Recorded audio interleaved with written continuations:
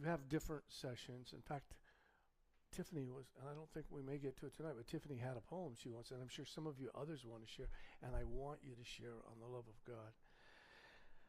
But we talked about how we started kind of this whole love of God thing. God's love is the greatest force in the universe by talking about God and His kingdom. He is the King and His kingdom.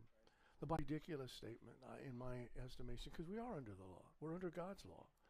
And I know most of you would believe that. You know, we're not under the rabbinical law. We're not under the Israeli law of government, the scribes and the Pharisees. But we certainly are under God's moral law, wouldn't you say?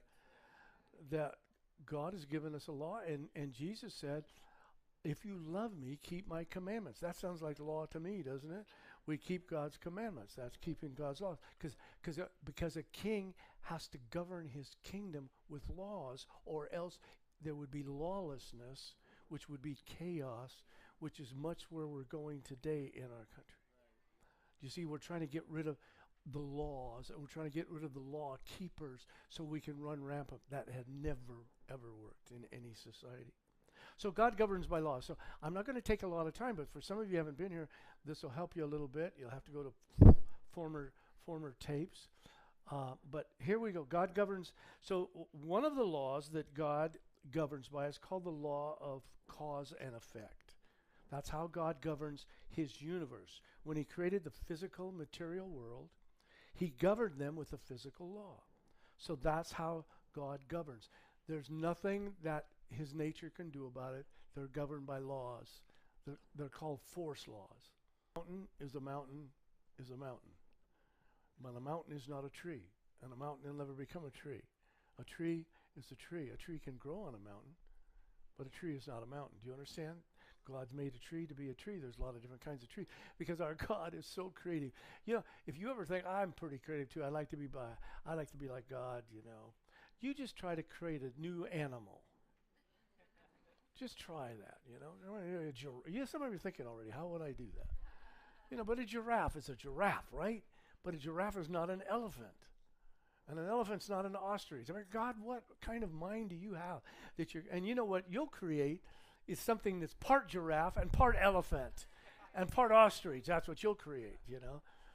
And see, if you try to create something with three legs, it ain't going to work, you know. So you're going to say, I can't do this, but God can. And God did.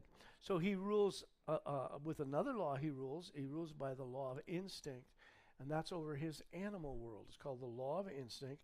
It's also a force law. When He created the animal world, He governs them with a physical law called the law of instinct.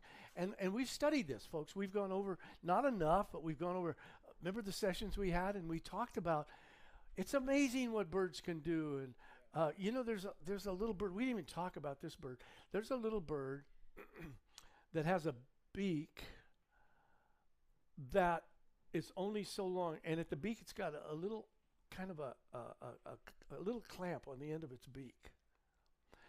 And this bird so it lives kind of on the beach, so it goes down in the sand, but it only can go into the sand as far as its beak is. But that's where its food is. And then he can grab that food because you get your beak in there, and you know it's a little hole. You can't open your beak, right? You know. Live in a chicken coop with the chickens, and I'm going to be like a chicken.